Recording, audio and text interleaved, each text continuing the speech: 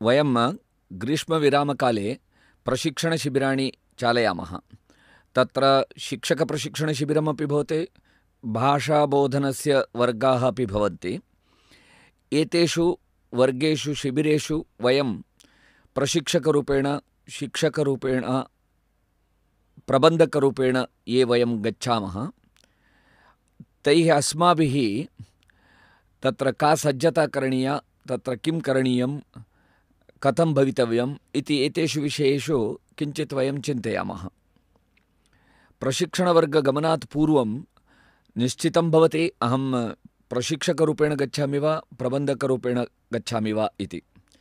ये प्रशिक्षकरूपेण गच्छेम, अस्माभिः ये विषयाः स्वीकरणीयाः इति सन्ति तेषु विषयेषु महती सज्जता करणीया। तद्विषये पुस्तकानाम् अध्ययनं, ज्येष्ठैः सह उपविश्य चर्चां कृत्वा बिन्दूनां सङ्ग्रहः, स्वयं च चिन्तनं, स्वस्य पुरातनटिप्पणीनाम् अवलोकनं कृत्वा पुनः नूतनतया टिप्पणी निर्माणं, बिन्दूनां सङ्ग्रहः, विस्तरेण चिन्तनम्, अपि च एतद्वारं मया सः विषयः नूतनतया उपस्थापनीयः इति तद्विषये प्रयत्नः। एवं प्रकारेण स्वेन स्वीकरणीयस्य विषयस्य सम्बन्धे महती सज्जता करणीया। यदि वर्गे मया यदि 1 घण्टा गोष्ठी स्वीकरणीया, तर्हि सः समयः मम 1 घण्टा समयः इति एकविधं चिन्तनं जातम्। अपरविधं चिन्तनं किमित्युक्ते, वर्गे यदि 70 शिक्षार्थिनः भविष्यन्ति, प्रत्येकं शिक्षार्थिनः 1 घण्टा समयः इति परिगण्यते, तर्हि 70 घण्टानां समयः। मम 1 घण्टा समयः न, शिक्षार्थिनां 70 घण्टाः तत्र भवन्ति। अतः मया यत् 1 घण्टायां यत् कथ्यते तत् 1 घण्टा इति विषयः न, 70 घण्टाः इति मन्तव्यम्। अपि च 70 शिक्षार्थिनः स्वस्य अन्यकार्याणि परित्यज्य व्ययं कृत्वा कष्टानि सोढ्वा आगच्छन्ति। अतः तेभ्यः अस्माभिः अत्युत्तमं दातव्यम् इत्यपि अस्माकं चिन्तनं भवेत्। किञ्च वर्षस्य आरम्भस्य कार्यक्रमः एषः। अत्र आगताः कार्यकर्तारः शिक्षणं, प्रेरणां च प्राप्य गच्छन्ति। यत् ज्ञानम्, उत्साहं, प्रेरणाम्, ऊर्जां च प्राप्य गच्छन्ति, तेन तैः आवर्षं कार्यं करणीयम्। अतः यावदधिकं वयम् अत्र दातुं शक्नुमः अथवा यावदधिकं ते अत्र प्राप्तुं शक्नुवन्ति, तदनुपातेन तावदधिकं ते आवर्षं कार्यं कर्तुं शक्नुवन्ति। तस्मादपि अस्माभिः यदत्युत्तमं प्रदातुं शक्यते तदत्युत्तमं प्रदातव्यम् इति अनया दृष्ट्या अपि महत्तरा सज्जता करणीया। तत्र गतवर्षे एतमेव विषयम् अहं बोधितवान्, पूर्ववर्षेपि एतमेव विषयं बोधितवान्, इदानीमपि अहं तथैव वक्तुं शक्नोमि इति अस्माकं चिन्तनं भवितुम् अर्हति। तेन किञ्चित् सज्जतायां शैथिल्यं भवितुम् अर्हति, अतिविश्वासः भवितुम् अर्हति। तत्सर्वं यथा न भवेत् तथा किञ्चित् गाम्भीर्यं धर्तव्यं, गाम्भीर्यं भवेत् अस्माकम्। अतः सज्जतायां न्यूनता न भवेत् इति द्रष्टव्यं। पुनश्च गतवर्षेषु यान् विषयान् अहं स्वीकृतवान् तानेव विषयान् स्वीकरोमि इति भवितुमर्हति। तदपेक्षया एतस्मिन् वर्षे नूतनविषयं स्वीकरोमि इत्यपि प्रयत्नः भवितुमर्हति। गतवर्षे स्वीकृतं चेत् तमेव विषयम् एतस्मिन् वर्षे स्वीकरोति, तर्हि नूतनप्रकारेण उपस्थापयतु। नूतनमेव विषयं स्वीकरोति एतस्मिन् वर्षे, तर्हि अधिकां सज्जतां कृत्वा स्वीकरोतु। उदाहरणानि नूतनानि भवेयुः, सामग्री पाठ्योपकरणानि नूतनानि भवेयुः, उपस्थापनं नूतनं भवेत्, एवं नावीन्यं भवेत् इति प्रयत्नः भवतु। किञ्च अत्र प्रशिक्षणवर्गे अहं केवलं न, अस्माकं प्रान्तस्य ये प्रशिक्षकाः सन्ति, प्रान्तस्य मुख्यभूतकार्यकर्तारश्च सन्ति, ते सर्वे अपि वर्गे पूर्णतः उपस्थिताः भवेयुः, आदिनम् उपस्थिताः भवेयुः, तत्रैव वासं कुर्युः इत्यपि एतत् महत्त्वपूर्णं। कश्चन प्रशिक्षकः यत्र वर्गः भवति तत्रैव तस्मिन्नेव नगरे तस्य गृहं स्यात्। अहं प्रातरागत्य रात्रौ गच्छामि इति सः चिन्तयेत्। अनन्यगत्या अनिवार्यं चेत् तथा करणीयं, सः भिन्नविषयः। परन्तु यावत् शक्यं सर्वः अपि तत्र वर्गे एव सर्वैः सह वासं कुर्यात् इति प्रयत्नः उत्तमः। तदा एव शिक्षार्थिनां प्रेरणा भवति। अपि च प्रमुखभूताः ज्येष्ठाः कार्यकर्तारः यदा तत्रैव वसन्ति, तेन तत्र सर्वेषां वर्गार्थिनां प्रेरणा अधिका भवति, वातावरणं सम्यक् भवति, अस्माकमपि कल्पना भवति किं प्रचलति किं न प्रचलति, नियन्त्रणं भवति। अपि च केऽपि दोषाः अभवन् तत्तत् समये तेषां परिष्कारः भवति। एवं बहुभिः कारणैः अस्माभिः प्रमुखैः सर्वैः वर्गे पूर्णतया उपस्थातव्यम्। एकैकः अन्यमार्गम् अनुसरति चेत् पुनः सर्वेपि अन्यथा चिन्तनस्य प्रारम्भं कुर्वन्ति। अतः सर्वेषु समानचिन्तनम् आनेतुं, समान उत्साहं वर्धयितुम् अपि अस्माभिः तत्र वर्गे एव भवितव्यम् इति, अपि च सर्वेषु दिनेषु तत्र भवितव्यम्, अन्यकार्याणि त्यक्त्वा अपि भवितव्यम् इति सर्वैः कार्यकर्तृभिः प्रयत्नः कर्तव्यः। पुनश्च वर्गे भित्तौ यद्यद् स्थाप्यते तत्रापि नावीन्यं भवेत्। यद्यपि पूर्ववर्षे स्थापितम् उत्तमम् अस्ति, एतस्मिन् वर्षे नूतनतया निर्माणं भवेत्। नूतनचित्राणि, नूतनसुभाषितानि, अपि च वर्गे शिक्षार्थिनां कृते प्रेरणा सत्रेषु भवति, भित्तिषु भवति, क्रीडासमये भवति, अनौपचारिकवार्तालापे भवति, गणेषु भवति, भिन्नभिन्नप्रकारेण भवति। सर्वथा अपि एवं 5:00 10:00पर्यन्तं सर्वस्मिन् समये सर्वेषु कार्यक्रमेषु सर्वेषु स्थानेषु सर्वैः सह च कथम् एकैकशिक्षार्थिनः शिक्षणं भवेत्, संस्कारः भवेत्, प्रेरणा भवेत् इति एतेषु 3 अंशेषु अपि अस्माकं विस्तृतं चिन्तनम् अपेक्षितं, गभीरं चिन्तनम् अपेक्षितम्। अपि च बहुधा प्रशिक्षणवर्गेषु पूर्ववर्षाणां ये अनुभवाः सन्ति, तेषाम् अनुभवानाम् एतस्मिन् वर्षे तत्र सम्बन्धः न भवति। चिन्तयतु, गतवर्षे वयं प्रशिक्षणवर्गान्ते समीक्षायोजनागोष्ठीं कृतवन्तः।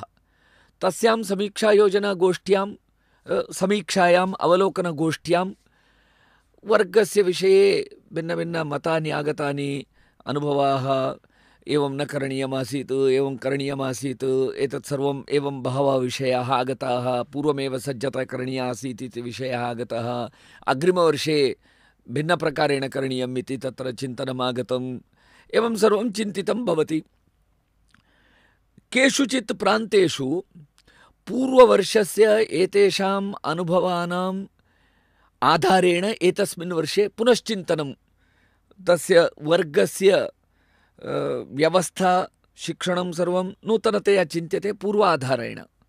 परन्तु केषुचित् प्रान्तेषु पूर्ववर्षाणाम् अनुभवानाम् अवलोकनं न भवति। एवमपि उदाहरणानि सन्ति। एतस्मिन् वर्षे वयम् अस्माकं प्रान्ते पूर्ववर्षाणाम् अनुभवानाम् अपि एकवारं परिशीलनं कुर्मः। तदनुगुणम् एतस्मिन् वर्षे किं किं करणीयं तत् चिन्तयामः।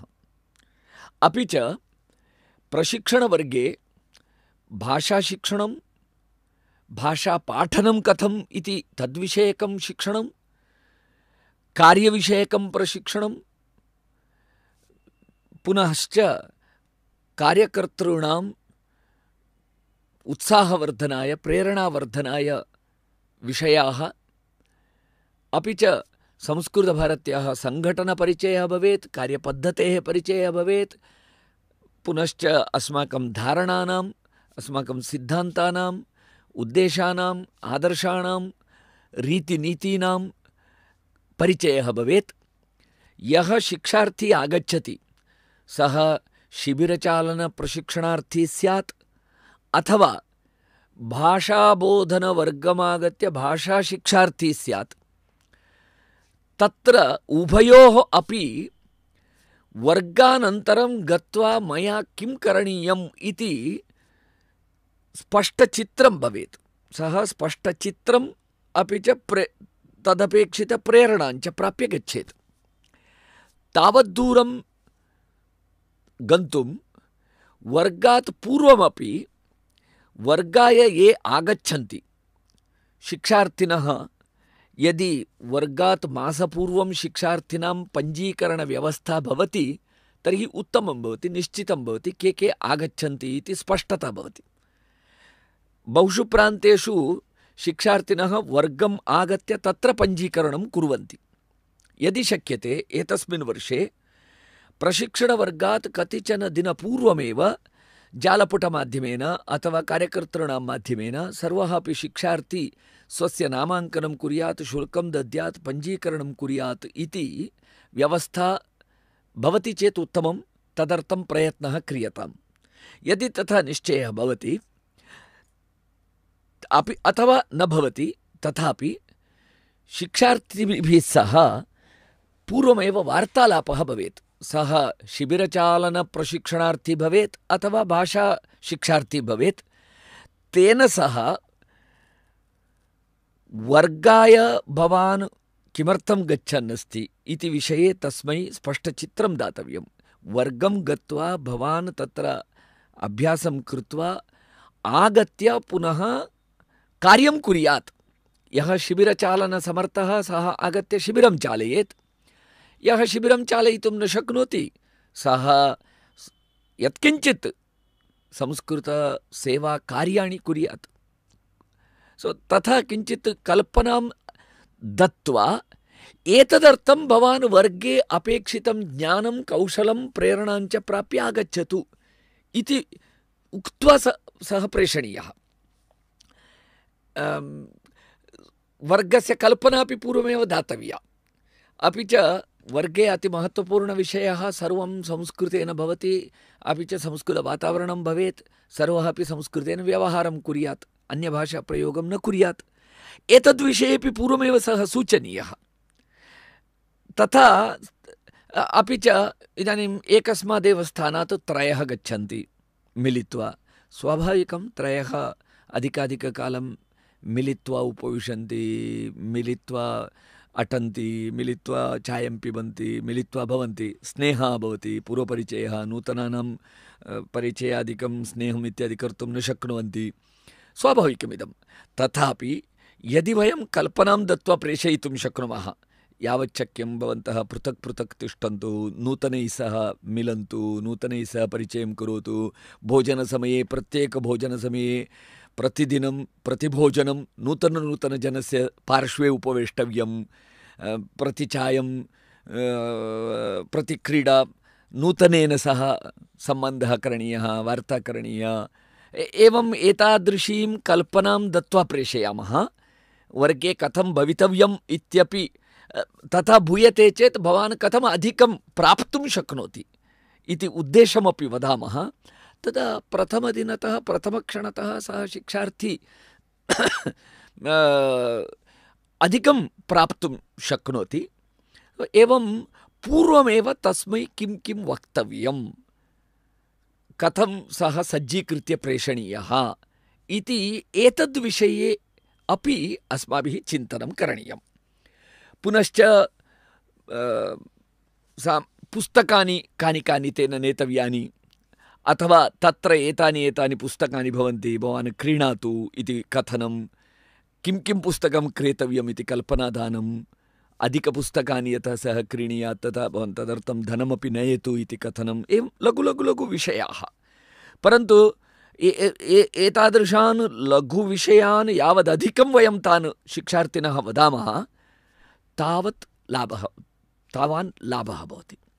एवं वस्तुतः वर्गात् पूर्वं किं किं करणीयं शिक्षार्थिनां दृष्ट्या, स्वस्य सज्जता दृष्ट्या, वर्गस्य संपूर्ण आयोजनदृष्ट्या बहु चिन्तनं करणीयं। वस्तुतः युद्धं सर्वदा किञ्चित् कालमेव भवति। अर्धघण्टा, एकघण्टा, एकदिनं युद्धं भवति। परन्तु तस्य अर्धघण्टायाः अथवा एकघण्टायाः एकदिनस्य युद्धार्थं सज्जता 5 वर्षाणि 10 वर्षाणि भवन्ति। कश्चन इदानीं मल्लयुद्धकुस्तीपटुः भवति, तत्र कुस्ती इति अथवा एतत् मल्लयुद्धम् इति यत् कथ्यते तत् 20 निमेषाणां भवति इति चिन्तयतु। परन्तु तद् 20 निमेषाणां तत् कर्तुं सः 20 मासान् यावत् अखाडामध्ये सज्जतां करोति। प्रशिक्षणवर्गविषयेपि अस्माभिः प्रशिक्षकैः प्रबन्धकैः तथा चिन्तनं करणीयं। 10 दिनानां तत्र शिक्षणं, तदर्थं मया सज्जता 10 सप्ताहेषु सज्जता करणीया। तर्हि 10 दिनानां तत्र अहं सत्राणि 10 एव स्वीकरोमि, परन्तु प्रतिसत्रं 1 घण्टा शिक्षणाय मया 10 घण्टानां सज्जता करणीया। अनया रीत्या यदि वयं चिन्तयामः, एतस्मिन् वर्षे अस्माकं प्रान्तस्य प्रशिक्षणवर्गं वयं बहु प्रभाविनं कर्तुं शक्नुमः। पुनश्च वर्गे अपि वयं कथं भवामः।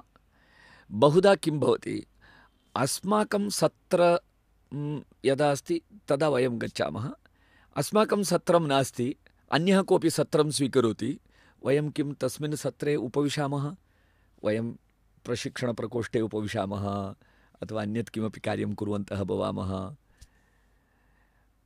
एवं न। वस्तुतः आरम्भवर्षेषु अस्माकं प्रशिक्षणवर्गाणां, सम्भाषणशिबिराणां, कार्याणां विकासः किमर्थम् अभवत् इति चिन्तयति चेत् एकः विषयः, 10-12 वर्षाणि यावत् आरम्भवर्षेषु प्रतिसत्रं, प्रतिकार्यक्रमं, प्रतिगोष्ठी सर्वे अपि उपविशन्ति स्म। एकमेव सम्भाषणस्य महत्त्वम् इति एकमेव विषयं वयं कति शतवारं श्रुतवन्तः वयं न जानीमः। सर्वेपि प्रत्येकवारमपि श्रवणसमये उपस्थापने नूतनप्रयत्नः भवति। तदनन्तरं परस्परं चर्चा भवति, अद्य एष एक नूतनबिन्दुः आगतः, अथवा अद्य उदाहरणं भिन्नम् आसीत्, सम्यक् आसीत्, अथवा अद्य तत्र भिन्नप्रकारेण कथितवान्, सम्यक् अभवत्, एवं सर्वं विचारविनिमयः भवति, लाभः भवति। अथवा अपरस्य भाषणश्रवणसमये मम चिन्तनम् इतोपि परिष्कृतं भवति, विकसितं भवति, मम मनसि नूतन उदाहरणानि उत्पद्यन्ते। एवं मम इदानीं तत्र उपविशामि चेत् लाभः मम लाभः, इतरेषामपि लाभः भवति, ममापि लाभः भवति, मम चिन्तनं परिष्कृतं भवति, मम चिन्तनम् इतोपि संवर्धते, अतः अपि उपवेष्टव्यं।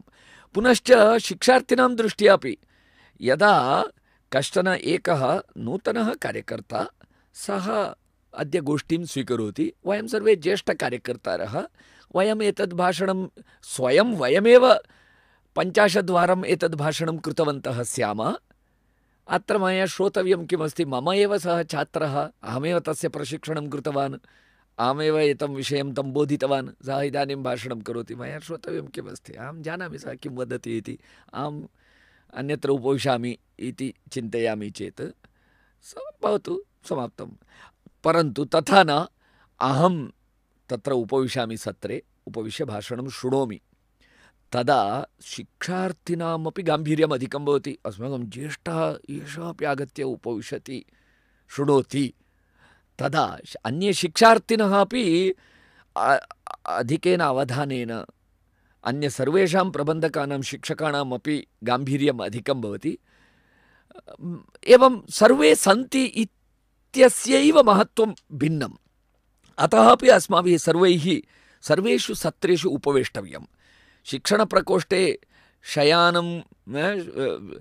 शयनं कुर्वता जल्पनं कुर्वता कालयापनं न। भवतु नाम अग्रिमसत्रे मम गोष्ठी अस्ति, मया सज्जता करणीया, तर्हि तदर्थमहं उपविशामि, प्रकोष्ठे अस्मि, चिन्ता नास्ति। अन्यथा मया सर्वेषु सत्रेषु उपवेष्टव्यं, सर्वत्र भागः स्वीकरणीयः। किमर्थम् इति तस्य अपरम् उद्देश्यं वदामि। इदानीं किं भवति अथवा बहुधा किं भवति, सत्रेषु गोष्ठी स्वीकरणानन्तरं तस्य सत्रस्य विषयाणां सम्बन्धे पुनः शिक्षार्थिभिः सह एकैकेन सह चर्चा न भवति। आदर्शरूपं किम् इत्युक्ते, एकस्मिन् विषये गोष्ठ्याः अनन्तरं सत्रस्वीकरणानन्तरं सर्वैः प्रबन्धकैः, सर्वैः अन्यैः शिक्षकैः एकैकशिक्षार्थिना सह अनौपचारिकरूपेण वार्ता करणीया। वार्तां कृत्वा पूर्वतनगोष्ठीनां ये बिन्दवः सन्ति तेषां पुनः चर्चा करणीया। तामपि चर्चां भिन्नभिन्नप्रकारेण प्रवर्तयितुं शक्नोति। कथमासीत् इति प्रश्नं करोति, तत्र कः बिन्दुः भवते अरोचत इति तं पृच्छति, अथवा भवानेव वदति, सः अद्य एतं विषयम् अनया रीत्या उपस्थापितवान्, एवं विवरणं कृतवान्, मह्यं बहु अरोचत इति एवं प्रकारेण, अथवा सः एवम् उक्तवान् किल, तद् भवान् अवगतवान् वा इति पृच्छति। अथवा अस्मिन् विषये सः किम् उदाहरणम् उक्तवान्, भवान् स्मरति वा, अहं विस्मृतवान् इति। भवान् यद्यपि स्मरति, सः वाचयितव्य, अतः तं पृच्छति। एवं भिन्नभिन्नपद्धत्या तेन सह पूर्वतनसत्रविषये चर्चां कृत्वा तस्य पुनस्मरणं कारयितुं शक्नोति। यदि तेन न अवगतं पुनः अवगमयितुं शक्नोति। यदि तस्य स्पष्टं न जातं तर्हि स्पष्टीकरणं कारयितुं शक्नोति। संशयाः सन्ति तेषां निवारणं कारयितुं शक्नोति। एवं करोति चेत् सः विषयः तस्य मनसि दृढतया प्रविशति, स्थायी भवति। अतः अपि यदि अनौपचारिकवार्तालापादिकं करणीयं, सः इतोपि बोधनीयः, सर्वैः शिक्षार्थिभिः सह एतत् कार्यं करणीयं चेत् बहवः प्रशिक्षकाः प्रबन्धकाः अपेक्षिताः, अतः सर्वैः उपवेष्टव्यं भवति। अपि उपविशति चेदेव तद्विषये एतत् सर्वं कारयितुं शक्यते। अतः अपि अस्माभिः सर्वेषु सत्रेषु उपवेष्टव्यम् इति। एवं प्रशिक्षणवर्गे सर्वेषु सत्रेषु उपविशामः, विरामकाले सर्वैः सह वार्तालापं कुर्मः, उत्साहेन तिष्ठामः। यदि वयम् उत्साहेन तिष्ठामः, शिक्षार्थिनः अपि उत्साहेन भवन्ति, विनोदं कुर्वन्तः भवामः। संस्कृतेन वस्तुतः अस्माभिः सर्वैः सह सम्भाषणं करणीयमित्येव इति नास्ति। परिचयः अस्ति, स किं कथम् इत्यादि ज्ञायते, तथापि संस्कृतवातावरणं निर्मातव्यं, तत्र संस्कृतं प्रतिध्वनितं जायमानं स्यात्। आदिनं सत्रेतरसमये संस्कृतकोलाहलः जायमानः स्यात्।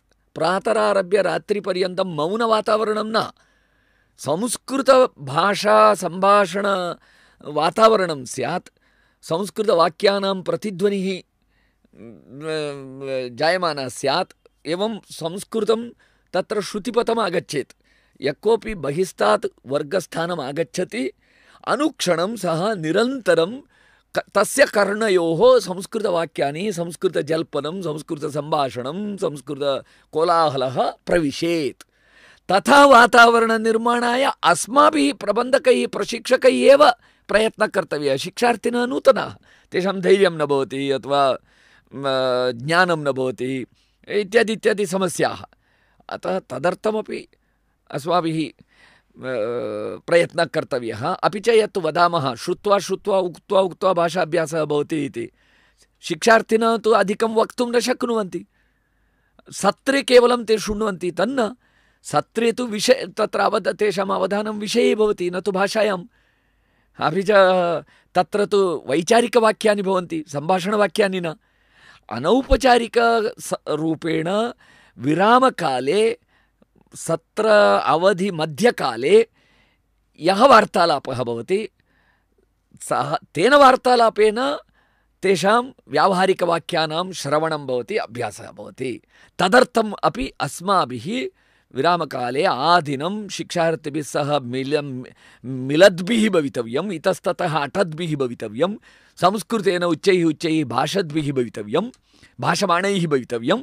एवं प्रकारेण अस्माभिः सर्वस्मिन्नपि समये तत्र अवधानपूर्वकं प्रयत्नपूर्वकं श्रमपूर्वकं संस्कृतवातावरणं निर्माणं करणीयं भवति।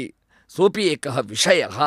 एतद् इतोपि अधिकं भवेत्। इदानीं यत् जायमानमस्ति तत् अपर्याप्तं तद्विषये। अपि च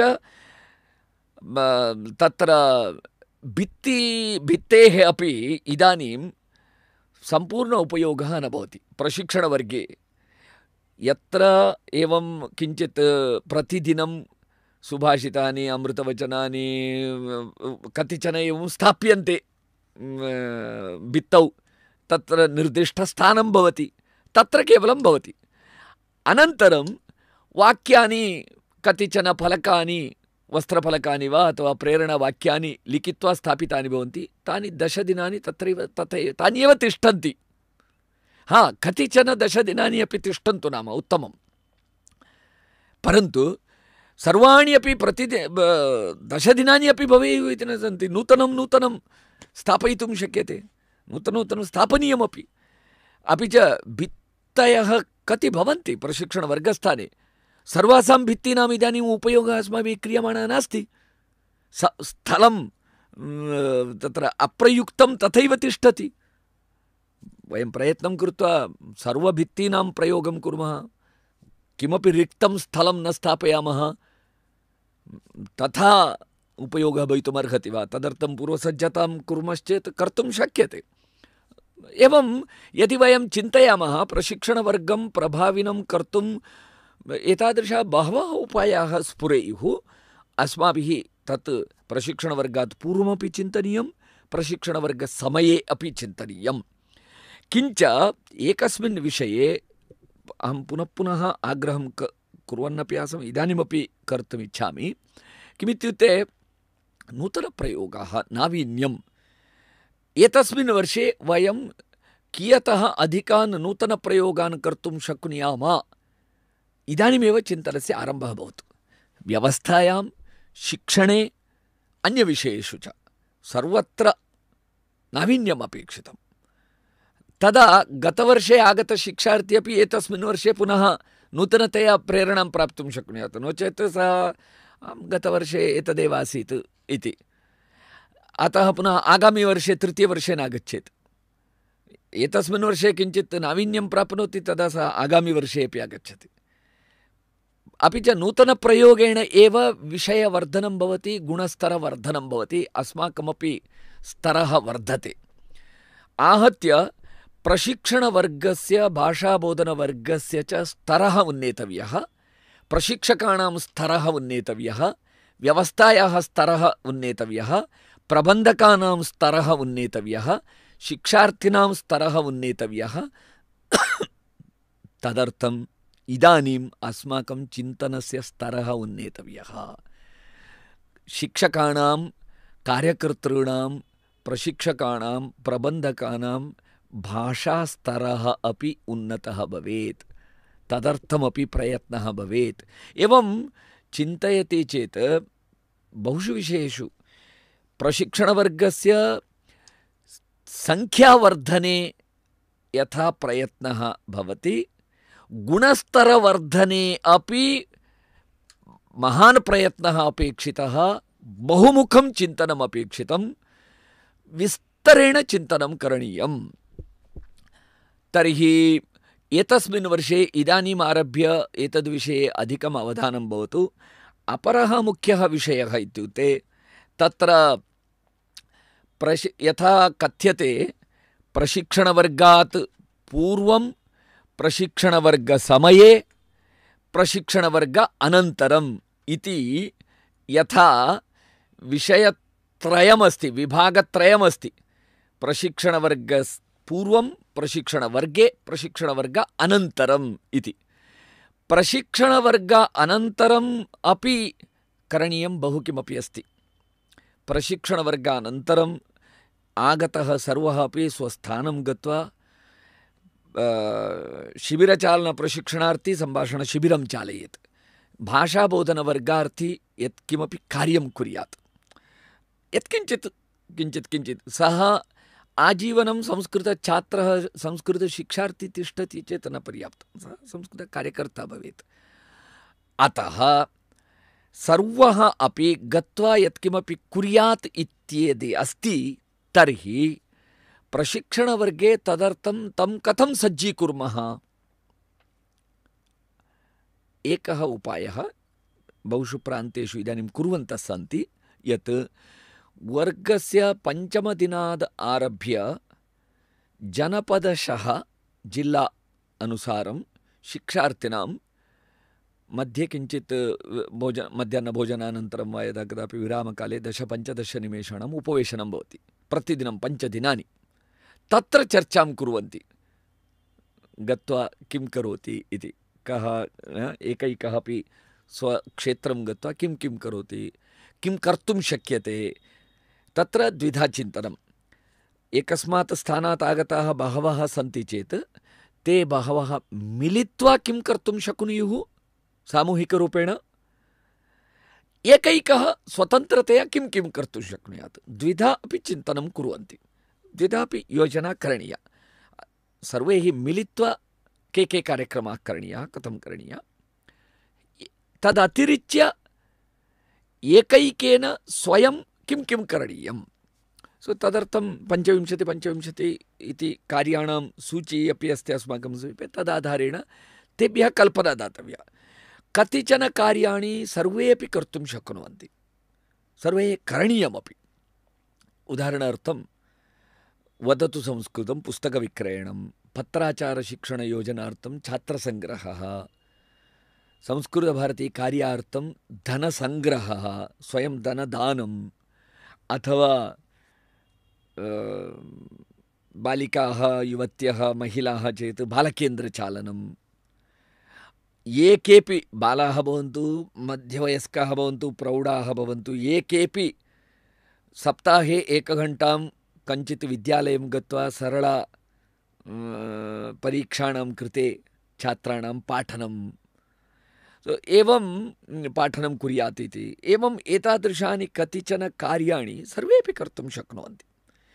अपि च सम्भाषणशिबिरं सर्वे कर्तुं न शक्नुवन्ति चेदपि शिबिरानन्तरं यत् अनुवर्तिशिक्षणं भवेत्, पत्रालयशिक्षणं भवितुमर्हति। अनुवर्तिशिक्षणरूपेण वयं 5-6 कार्यक्रमान् निश्चितवन्तः। तत् स्थाने यत् कर्तुं शक्नुवन्ति तत् पत्रालयशिक्षणयोजनायां प्रवेशं कारयित्वा पुनः तेषां साप्ताहिकवर्गः इति, अथवा भाषाप्रवेशः इत्यादि किमपि पुस्तकं स्वीकृत्य भाषावर्गः, साप्ताहिकभाषावर्गः, अथवा सरलसंस्कृतपरीक्षा पुस्तकानां पाठनम्, अथवा गीताशिक्षणकेन्द्रपुस्तकानां पाठनं, बालकेन्द्रम्, एवं कतिचन कार्यक्रमाः सन्ति। अत्र सर्वः अपि सहयोगं कर्तुं शक्नुवन्ति। प्रारम्भिकस्तरे तु सर्वे अपि पाठयितुं प्रविष्टसम्भाषणशिबिरः अपि च सर्वेभ्यः भवान् यावत् जानाति तावत् पाठयतु। पुस्तकाधारेण अधिकजनाः पाठयितुं शक्नुवन्ति। अनुवर्तिशिक्षणस्य विषये अपि प्रशिक्षणवर्गे प्रशिक्षणं दातव्यं। सर्वः अपि अनुवर्तिशिक्षणे भागं वहेत्। अपि च यः सम्भाषणशिबिरं चालयति तस्य उत्तरदायित्वं सम्भाषणशिबिरचालनमात्रम् इति न चिन्तनीयं। सम्भाषणशिबिरचालनानन्तरम् अनुवर्तिशिक्षणमपि तेन करणीयम्। अन्येपि कर्तुं शक्नुवन्ति। शिबिरचालनकर्ता शिबिरे यः पाठयति सः अनुवर्तिशिक्षणम् अवश्यं कर्तुं शक्नोति। परन्तु अनुवर्तिशिक्षणं ये तत्र अनुवर्तिशिक्षणे ये पाठयितुं शक्नुवन्ति ते सर्वे सम्भाषणशिबिरं चालयितुं शक्नुयुः इति नास्ति। तथापि एवं सत्यपि एवं सति तर्हि सर्वैः अनुवर्तिशिक्षणे भागः स्वीकरणीयः, परिश्रमः कर्तव्यः। तस्य योजना अपि प्रशिक्षणवर्गसमये भवेत्। एवं वर्षस्य कार्ययोजना या भवति, प्रतिप्रान्तं वर्षस्य कार्ययोजनां कुर्वन्ति। तस्याः वर्षस्य कार्ययोजनायाः विषये अपि प्रशिक्षणवर्गे सर्वेषां पुरतः विषयः उपस्थापनीयः, सर्वेभ्यः कल्पना दातव्या। तत्रापि संस्कृतसप्ताहस्य विषये, समर्पणदिवसः अथवा भारतीपूजा भिन्नभिन्नप्रकारेण कार्यक्रमः भवति। वर्षे एकस्मिन् दिने सर्वः अपि संस्कृतकार्यार्थं निधिसमर्पणं कुर्यात्। अतः सः समर्पणदिनकार्यक्रमः, तस्य स्वरूपम्, एवं सर्वः अपि सङ्ग्रहं कुर्यात्। वर्षे एतस्मिन् वर्षे सम्भवतः एवं गृहसम्पर्क अभियानमस्ति, वदतु संस्कृतं पुस्तकविक्रयणमस्ति, व्यापकरूपेण करणीयम् इति, तद्विषये कथनम्। अपि च एतस्मिन् वर्षे प्रान्तसम्मेलनम् अस्ति। प्रान्तसम्मेलनम् इत्युक्ते तत्र तस्य उद्देशः, तत् किमर्थं तत्र के आगच्छेयुः इत्यादीनां विवरणं, सर्वः अपि तदर्थं कार्यकर्तृत्वेन सज्जीकर्तव्यः, तद्विषये कथनं, प्रान्तसम्मेलनविषये, एवं वर्षस्य कार्ययोजना विशेषकार्यक्रमाः प्रान्तस्य ये सन्ति तद्विषये अपि। पुनः अस्माकं यानि कार्यस्थानानि सन्ति तत्र आवर्षं कथं सक्रियता रक्षणीया इति विषयः। एवं पुनः सङ्घटनात्मकविषयाः, भाषाशिक्षणविषयाः, भाषाशिक्षणविषयाः तत्र प्राधान्येन भवति, अधिकसमयं स्वीक्रियते। परन्तु सङ्घटनसम्बद्धविषयाः, अर्थात् अस्माकं वैचारिकम् अधिष्ठानम्, अस्माकं कार्यपद्धतिः, अस्माकं कार्यक्रमाः, कार्यकर्तुः निर्माणं कथं भवति, कार्यकर्तुः गुणस्वभावः कथं भवेत्, गणरूपेण कार्यकरणं कथं, टीम् वर्क् कथं, सो एतादृशविषयाणां चिन्तनं, चर्चा किञ्चित् न्यूनं भवति। वक्तारः अपि अस्माकं प्रबन्धकेषु, प्रशिक्षकेषु भाषाविषये वक्तारः यथेष्टं लभ्यन्ते। भाषापाठनं, शिबिरचालनं कथम् इति कथयितारः अपि लभ्यन्ते। परन्तु सङ्घटनविषये वदतु इत्युक्ते, कार्यपद्धतिविषये वदतु इत्युक्ते, कार्यक्रमः इत्यादिविषये वदतु न्यूनाः। अस्माभिः सर्वैः तस्यापि अभ्यासः करणीयः, तस्य सज्जता करणीया। एवम् एतेषु विषयेषु अपि वक्तव्यं। बहुधा प्रशिक्षणवर्गात् पूर्वं या प्रशिक्षणवर्गस्य मार्गदर्शिका इति अस्ति, सा मार्गदर्शिका अपि सर्वैः प्रशिक्षकैः पठिता न भवति, दृष्टापि न भवति क्वचित्। प्रान्तप्रमुखैः व्यवस्था करणीया, चिन्तनीया, यत् तस्य प्रतिकृतिः सर्वः अपि प्रशिक्षकं प्रति, प्रशिक्षकपर्यन्तं गच्छेत् इति सर्वेणापि सा प्रतिकृतिः प्राप्ता स्यात्।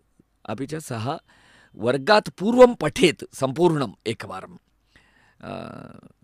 गतवर्षस्य अनुभवाः ये सन्ति, लोपदोषाः, तद्विषये अपि पूर्वमेव जानीयात्। एवं प्रकारेण समग्रतया तत्र चिन्तनं करणीयं। प्रशिक्षकैः सज्जैः भवितव्यम्। एवं प्रशिक्षणवर्गात् पूर्वं, प्रशिक्षणवर्गमध्ये, प्रशिक्षणवर्ग अनन्तरम् इति त्रयमपि महत्त्वपूर्णमस्ति। यस्मात् स्थानात् इदानीं प्रशिक्षणवर्गाय, भाषाबोधनवर्गाय भवतु अथवा शिबिरचालनप्रशिक्षणवर्गाय भवतु, यस्मात् स्थानात् शिक्षार्थिरूपेण गच्छन्ति, तेषां विषये, तेषां प्रत्यागमनानन्तरं ते अनुक्षणं कार्ये योजनीयाः इति मत्वा शिबिरचालनप्रशिक्षणवर्गाय गताः आगमनसमनन्तरं शिबिरं चालयेयुः चेत् तर्हि तदर्थं पूर्वमेव इदानीमारभ्य तस्य प्रशिक्षणवर्गोत्तरम् आगमनानन्तरं तेन करणीयस्य शिबिरस्य दिनाङ्कः, समयः, स्थानं सर्वं निश्चित्य प्रचारस्य आरम्भः करणीयः।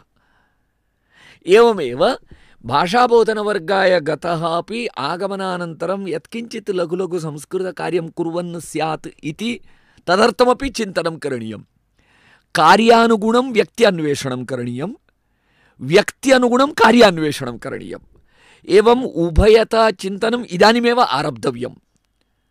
एवं चिन्तनं पूर्वचिन्तनम् एवं बहुविधं वस्तुतः आवर्षं वयं यत् यत् चिन्तयामः तत्सर्वम् इदानीं चिन्तनीयं भवति। उपवेशनविषये उपवेशनं, सम्पर्कः, संवादः, प्रवासः इत्यादि ये विषयाः सन्ति ते विषयाः अपि अत्र वक्तव्याः। उपवेशनस्य महत्त्वम् अपि जनाः जानन्ति चेदेव पुनः जनाः तत्र आगच्छन्ति, अन्यथा उपवेशनं किमर्थम् आगन्तव्यम् इति चिन्तयन्ति। भवान् वदतु, तत्र यत् चिन्त्यते तत् मां सूचयतु, तदहं करोमि। एवं भवति। एवं वस्तुतः चिन्तयति चेत् बहवः विषयाः एतादृशाः सन्ति येषां विषये इदानीम् उदाहरणार्थम् अस्माकं शिक्षार्थी कश्चन कार्यकर्तृरूपेण कथं परिवर्तितः भवेत्, तदर्थम् अस्माकं योजना का, अस्माकं प्रयत्नः कः, तद्विषये वस्तुतः सम्भाषणशिबिरशिक्षकः अपि चिन्तयेत्। सम्भाषणशिबिरस्य शिक्षकस्य उद्देशः कः इति पृच्छति चेत् अहं पृष्टवान्, भवान् सम्भाषणशिबिरशिक्षकः, भवतः लक्ष्यं किं, भवतः मनसि किमस्ति? सः उक्तवान्, अहम् एतस्मिन् वर्षे 5 शिबिराणि चालयित्वा 5 सम्भाषणशिबिराणां द्वारा अहं न्यूनातिन्यूनं 25 जनान् संस्कृतसम्भाषणसमर्थान् करोमि इति उक्तवान्। उत्तमचिन्तनं। सः तथा तु तस्य स्पष्टता आसीत्, 5 शिबिराणि चालयामि तावदेव न, प्रतिशिबिरं 5 जनाः, यद्यपि 20-30 जनाः भागं वहेयुः, न्यूनातिन्यूनं तेषु 5 जनाः भाषणसमर्थाः भवेयुः इति तावत् पर्यन्तं सः चिन्तितवान्। उत्तमचिन्तनं। मम तद्विषये, तस्य विषये आनन्दः अस्ति। परन्तु सः प्रथमसोपानं केवलं चिन्तितवान्, द्वितीयसोपानं न चिन्तितवान्। उद्देशः भवेत् 25 जनाः पुनः शिबिरचालकाः भवेयुः इति।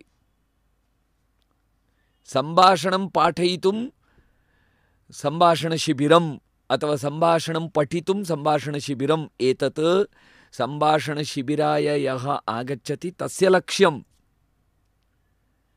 मम लक्ष्यं तत् न।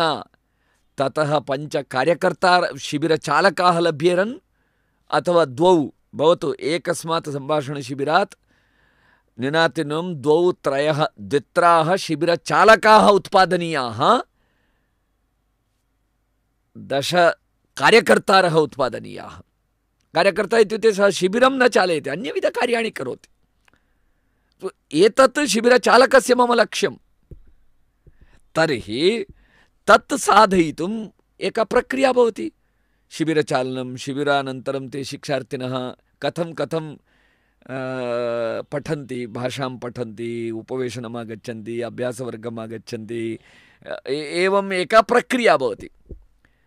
भवन्तः कार्यकर्तृनिर्माणप्रक्रिया इति एतं विषयं पूर्वं भवन्तः श्रुतवन्तः, तत् चित्रं सर्वं भवन्तः दृष्टवन्तः।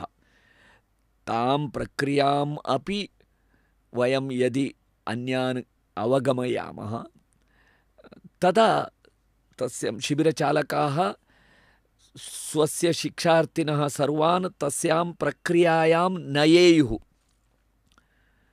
षण्मासकालावधौ एवं सर्वे शिक्षार्थिनः तया प्रक्रियया यदा गच्छन्ति तदा तेषु पुनः केचन कार्यकर्तारः भवन्ति, शिबिरचालकाः भवन्ति। तर्हि एतस्य प्रशिक्षणवर्गस्य योजनायां तावत् दूरं चिन्तनं करणीयम्। तस्य प्रथमकार्यक्रमः एषः प्रशिक्षणवर्गः। या प्रक्रिया भवति, कार्यकर्तृनिर्माणप्रक्रिया, एकं चक्रं भवति, तस्य चक्रस्य आरम्भः इतः भवति। पुनश्च अग्रिमप्रशिक्षणवर्गे एते सर्वे पुनः तत् चक्रं पुनः चालयिष्यन्ति इति। सो एवं बहुविधं चिन्तनं प्रशिक्षणवर्गविषये करणीयम्। अहं चिन्तयामि एतस्मिन् वर्षे अस्माकं प्रान्ते सर्वेपि प्रशिक्षणवर्ग प्रबन्धकाः, प्रशिक्षकाः च गम्भीरतया चिन्तयेयुः एतद्विषये। अहं वस्तुतः कतिचन एव बिन्दून् अहम् अत्र इदानीं भवतां पुरतः उपस्थापितवान्। चिन्तनीयविषयाः इतोपि बहवः सन्ति। भवन्तः जानन्ति यत् मार्गदर्शिका पुस्तकं पठन्ति चेत् तत्र सन्ति एव। यद्यपि तत्र विषयाः अधिकाः दत्ताः, मार्गदर्शिका पुस्तके यावन्तः विषयाः सूचिताः तान् सर्वान् विषयान् 10 दिनेषु वयं स्वीकर्तुं न शक्नुमः। तत्र अधिकाः विषयाः दत्ताः, परन्तु तेषु अनिवार्याः विषयाः इति के इति उपविश्य भवद्भिः चिन्तनं करणीयम्। एते मिनिमम् आवश्यकाः इति। शिबिरचालनं तत्र भाषाविषये प्रशिक्षणं तत्र अधिकं कर्तुं न शक्येत। भाषाबोधनवर्गे भवेत्, परन्तु शिबिरचालकप्रशिक्षणे अथवा शिबिरचालनप्रशिक्षणे भाषाविषये अधिकं कारयितुं समयः पर्याप्तः न भवेत्। वयं चित्चन पाठबिन्दुं पाठयन्तः 10 दिनानि यापयामः चेत् पुनः अन्यत् किमपि न भवेत्। अतः एतादृशबिन्दवः, भाषाविषयकबिन्दवः कियत् पर्यन्तं स्वीकरणीयाः इति विषये अपि चिन्तनं करणीयं। तदपेक्षया कार्यकर्तृदृष्टिः, भाषादृष्टिः अपेक्षिता, भाषाशिक्षणम् आवश्यकं, तत् न्यूनीकरणीयम् इति आशयः। इदानीं तस्य प्रतिशतं कथं भवेत् इति अहमपि न चिन्तितवान्। इदानीं भाषावर्गः, प्रशिक्षणवर्गः। शिबिरचालनप्रशिक्षणवर्गे पाठनं कथम् इति विषये, भाषावर्गे भाषा मुख्यबिन्दुः।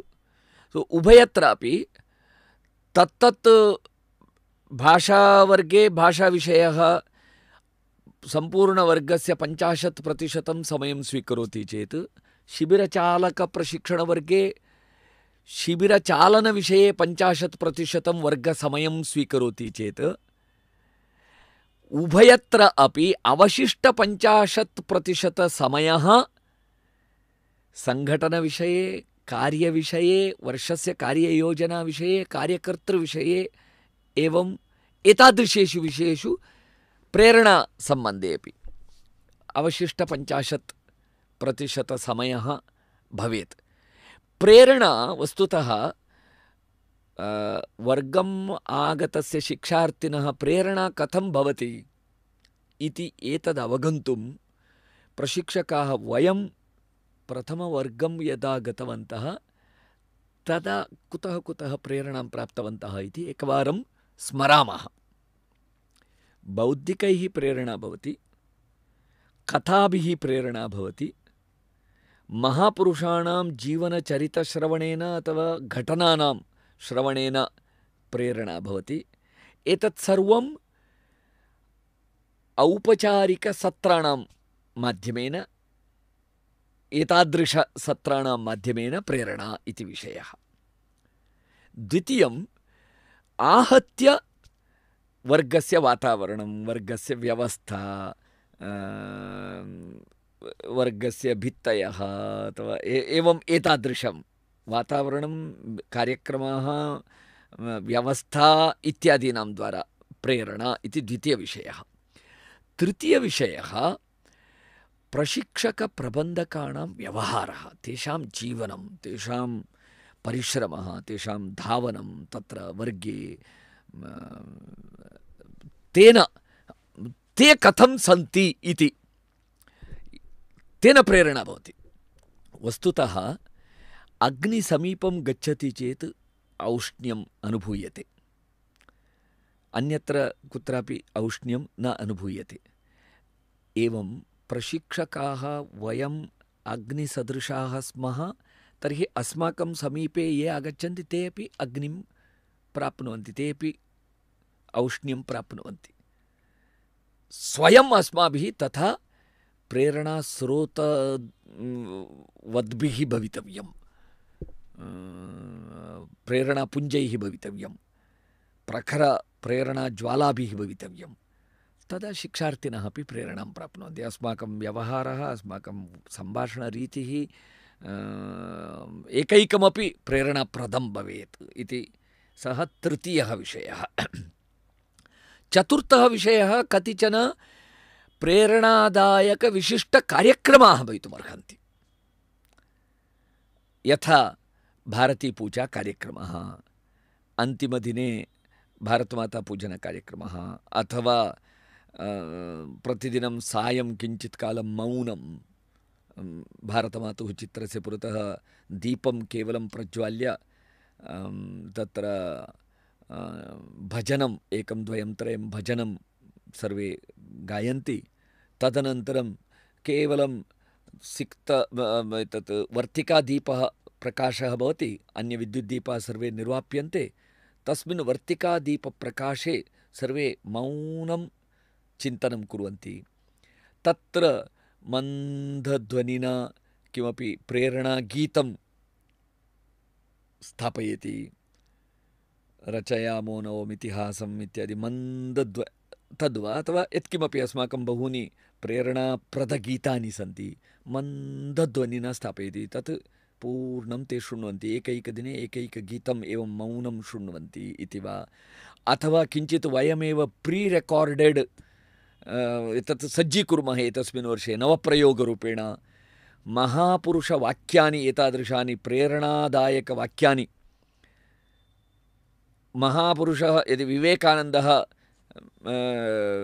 एतदुक्तवान्, यदि 100 युवकाः एवं अयसः किमपि वाक्यमस्ति, यथा भवन्ति चेत् एतत् कर्तुं देशं परिवर्तयितुं शक्यते इति यदुक्तवान्, सः तदा कथं केन ध्वनिना उक्तवान् स्यात्, केन तया रीत्या एव रेकार्ड् कृत्वा स्थापयामः।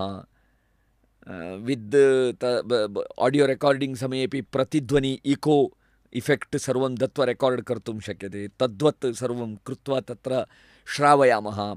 3 निमेषं मौनस्य अन्ते, उदाहरणार्थं प्रातः एकात्मतास्तोत्रं भवति, प्रातस्मरणं भवति, प्रातस्मरणानन्तरं किञ्चित् कालं ध्यानं कुर्वन्ति, अनन्तरम् एतादृश अथवा आरम्भे एकं वाक्यं किमपि श्रावयामः प्री रेकार्डेड्, 2 निमेषं मौनं, तदनन्तरं पुनः किमपि एकं वाक्यम् एतादृशं प्रेरणावाक्यं शृण्वन्ति।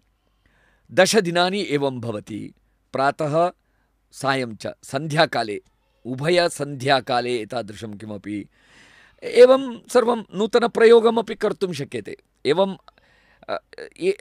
एवं प्रेरणा शिक्षार्थिनाम् अधिकतर महत्तर प्रेरणार्थं चतुर्थ उपायः मया सूचितः, एतादृशविशिष्टकार्यक्रमाः इति। प्रेरणाप्रदकार्यक्रमाः नूतनाः भवितुमर्हन्ति। अन्तिमदिने भारतीपूजानन्तरं भारतमातुः सम्मुखे 15 निमेषान् यावत् सर्वे मौनम् उपविश्य अन्ते किञ्चित् अहं किं करोमि इति, अथवा एतत् करोमि संस्कृताय इति कमपि सर्वः अपि एकैकं सङ्कल्पं करोति। तं सङ्कल्पं तत्र लिखित्वा स्थापयित्वा गच्छति इति भवितुमपि अर्हति। अथवा सङ्कल्पं तत्र लिखितं सः स्वसमीपे स्थापयति इत्यपि भवितुमर्हति। किमर्थमित्युक्ते कार्यक्षेत्रे अपि तेन मध्ये मध्ये तत् द्रष्टव्यम् इति, एतदर्थम् एवम् उक्त्वा एव लिखतु इति। अन्येभ्यः दर्शनीयमिति नास्ति, परन्तु भवतः समीपे तद् लिखितं भवेत्, अयं मम सङ्कल्पः इति। 10 वर्षानन्तरं 20 वर्षानन्तरं तद् भवतः प्रेरणायै भवेत्, अहं तदा एवं सङ्कल्पं कृतवान् इति। तद् भवतः जीवने एकस्थायी मूल्यवत् पत्रं भवितुमर्हति इति तं वदामः। अथवा प्रशिक्षकाः एव एतादृशप्रेरणावाक्यानि लिखित्वा यच्छन्ति सुन्दरतया। नूतनप्रयोगः एतस्मिन् वर्षे भवितुमर्हति, अद्यपर्यन्तं न कृतम् इति। किमित्युक्ते प्रशिक्षकः अथवा गणप्रमुख तत्र गणाः भवन्ति, एकैकगणस्य एकैकप्रमुखः भवति शिक्षकः प्रशिक्षकः, सः अथवा प्रशिक्षणप्रमुखः अथवा वर्ग शिबिरकार्यवाहः शिबिराधिकारी इति यः भवति सः, अथवा कस्यचन संस्कृतज्येष्ठः तस्य नाम्ना सर्वस्मै अपि एकं पत्रम् अन्तिमदिने दीयते। तस्मिन् पत्रे किं किं करणीयम् इत्यादि किमपि कतिचन प्रेरणवाक्यानि सन्ति। अन्तिमदिने सर्वस्मै अपि एकं पत्रं, तत् तादृशं सुन्दरं भवेत्, न केवलं विषयवस्तु, न केवलम् अक्षराणि, अपि तु तस्य सज्जा, तस्य पत्रं परितः तत्र किञ्चित् सुन्दर चित्राणि इत्यादि लिखितानि इत्यादि इत्यादि, तस्य सज्जा कृता, सौन्दर्यं तत्र कल्पितं, तादृशपत्रं दत्तं, उक्त्वा दीयते शिक्षार्थिने एतद् भवता मध्ये मध्ये पठनीयम् इति। निश्चयेन तत् सः पत्रं जीवनपूर्णं स्थापयेत् स्वसमीपे। तत् मध्ये मध्ये पठनस्य तत् प्रेरणायै भवेत्। एवमपि सर्वेभ्यः समानं पत्रमपि भवितुमर्हति, अथवा एकैकस्मै एकैकं पृथक् पृथक् पत्रं, तस्य अनुगुणं तादृशविषययुक्तं पत्रं। बालः चेत् एकविधं पत्रं, ज्येष्ठः चेत् अन्यविधपत्रम्, अपि च सः किं कर्तुं शक्नोति तत् तत्र निर्दिष्टं भवति। एवं किमपि दातुं शक्नुमः, स्मरणिका इव, तस्य एक पर्सनल् टच् भवति, वैयक्तिकसम्बन्धः भवति। एवं सर्वं भिन्नभिन्न उपायैः शिक्षार्थिनां महत्तरप्रेरणार्थं, स्थायीप्रेरणार्थम् उपायाः भवितुमर्हन्ति। अस्माभिः तादृश उपायाः अपि चिन्तनीयाः। आहत्य एतस्मिन् वर्षे अस्माकं प्रशिक्षणवर्गः पूर्वप्रशिक्षणवर्गः भिन्नः भवेत्, अपूर्वः भवेत्, अकृतपूर्वः भवेत्, अन्यप्रान्तेषु अनुकरणयोग्यः भवेत्। वस्तुतः एतस्मिन् वर्षे सर्वेषु प्रान्तेषु कार्यकर्तॄणाम् एवं प्रयत्नः भवेत् यत् अन्यराज्याणाम् अपेक्षया, पूर्ववर्षाणाम् अपेक्षया वयं समीचीनतरं कुर्याम इति प्रयत्नः भवेत्। देशे एव मम प्रान्तस्य प्रशिक्षणवर्गः प्रथमस्थानं प्राप्नुयात्, तथा वैशिष्ट्यानि स्युः, तथा नावीन्यं स्यात्, तथा प्रभावकारिणी स्यात्, तथा तत्र उपयोगी भवेत्। मूल्याङ्कनं कृतं चेत् षण्मासानन्तरं प्रशिक्षणवर्गस्य मूल्याङ्कनं क्रियते चेत् कथं मूल्याङ्कनं करणीयं, वर्गे कति जनाः आगताः, तत्र गुणवत्ता कीदृशी आसीत्, व्यवस्था कथम् आसीत्, न्यूनताः कियत् न्यूनाः, उत्तमं किं, नवीनप्रयोगाः के एतदेतद् सर्वम् अवलोकनस्य एकः भागः मूल्याङ्कनस्य। तत् प्रशिक्षणवर्गसमनन्तरं क्रियमाणं। षण्मासानन्तरं प्रशिक्षणवर्गार्थिषु कति जनाः कार्यकर्तारः अभवन्, कति जनाः भाषाभ्यासम् अनुवर्तयन्तः सन्ति, कार्याणि कुर्वन्तः सन्ति, शिबिरं चालयन्तः सन्ति इति तत् मूल्याङ्कनस्य द्वितीयमापदण्डः षण्मासानन्तरं करणीयः। एवं प्रशिक्षणवर्गस्य साफल्यचिन्तनसमये, अवलोकनसमये, मूल्याङ्कनसमये उभयमपि प्रशिक्षणवर्गसमनन्तरम् एकवारं मूल्याङ्कनं क्रियते, करणीयं, षण्मासानन्तरम् एकवारं करणीयं, तथा यदि करणीयं द्वितीयमापदण्डमपि मनसि निधाय, प्रशिक्षणवर्गस्य द्वितीयमापदण्डमपि मनसि निधाय वयमिदानीं वर्गस्य सज्जतां कुर्मः। अपि च देशे एव उभयमापदण्डयोः अपि मम प्रान्तस्य प्रशिक्षणवर्गः, मम प्रान्तस्य भाषाबोधनवर्गः प्रथमस्थानं प्राप्नुयात् इति अनया दृष्ट्या वयं सर्वे अपि प्रयत्नं कुर्मः। जय बजरंग बली।